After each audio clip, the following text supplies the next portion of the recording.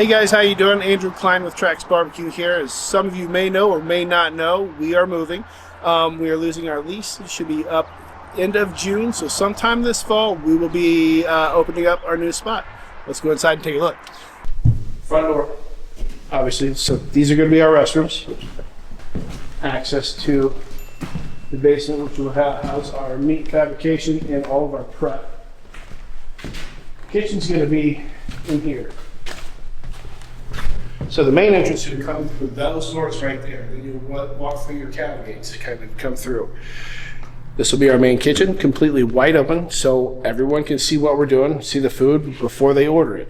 You'll come straight through here. We'll have our fryers, our grill, ovens, our meat warmers here. All along here we'll have our cold rail, which have our cold sides, and our hot rail, we'll have our hot sides. Then we'll have fries, hush puppies, bread. And then right here we'll have our big, huge meat cutting table. I've got a big butcher block being made. We'll cut the meat right in front of you. You'll pay right here, walk on out the door, and you'll be walking with your food when you pay for it. No more waiting. That was one of the big keys for us when we went to Texas, was to figure out how we're going to get the multitude of people through, get them out quickly, and make them not have to wait, because you're already waiting in line. You don't want to have to wait another 20-30 minutes for your food. You're hungry, you're already there, so let's go. Then we'll have our soda station right here, hot or iced teas right here, all your little silverware, napkins, whatnot here. Right around here you will have a walk-up bar, very similar to what we have right now. Canned beers, canned cocktails, pre-mixed, things that are very easy to walk up and just grab. Then we'll have a sauce station here. Dining room, booth seating all along this wall and this long wall over here, and we'll pepper in some small little tables along here. That's part one. Phase one will have a little less seating than where we're at now. But phase two, we will expand up to the up floor. We'll have a new full service bar upstairs, as well as seating for up to 50 people upstairs, maybe more. Electrical room, and we'll put in right here, we'll put in a dumbwaiter. So we'll get you to the second floor, get food and stuff up there, ice, whatnot. This room here. Then over this corner, we will have a lift that goes from the basement to main floor. Yeah, it's cool. Right so the building on the outside and the back has a date stone on it that says 1873.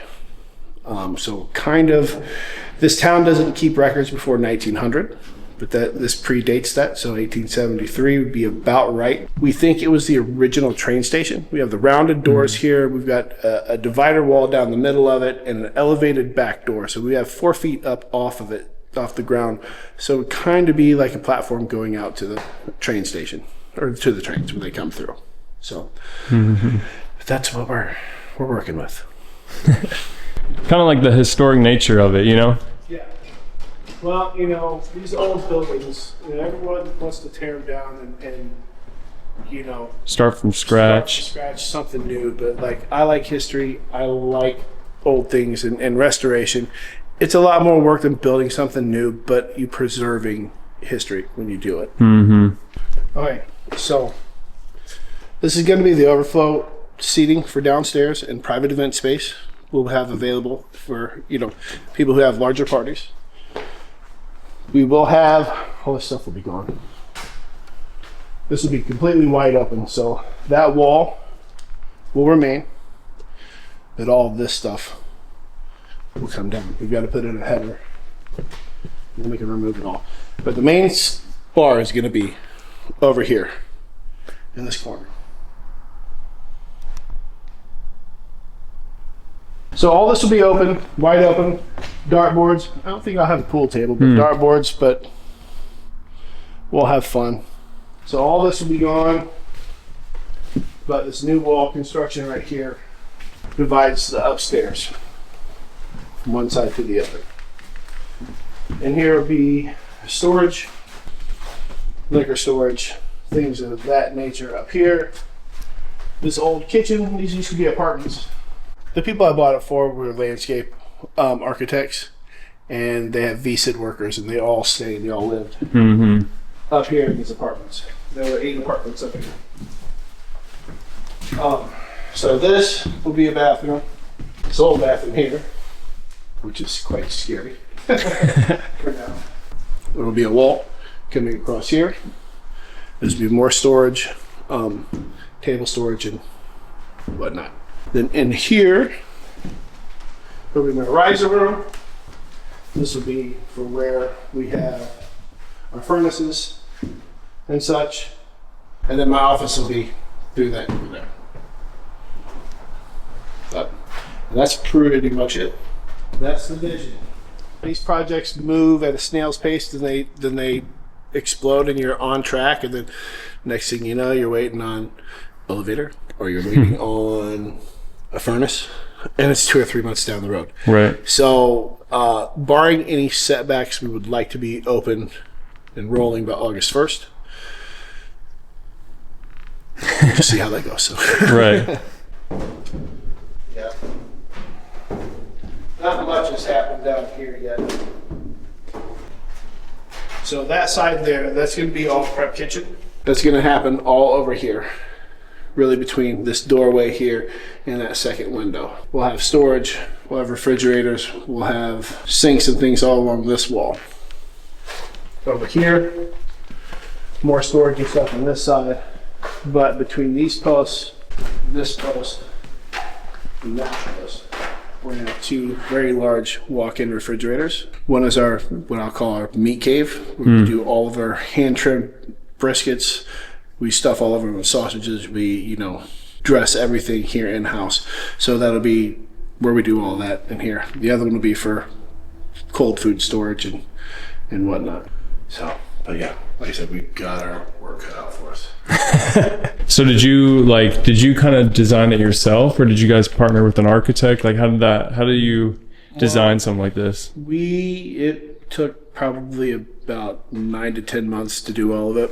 But like we were telling you before, we took multiple trips: St. Louis, Memphis, Texas, visiting places just to kind of get the feel of it and see how they move people through and how they address the issue. Because barbecue is, you see it at the restaurant, lines, tons of people.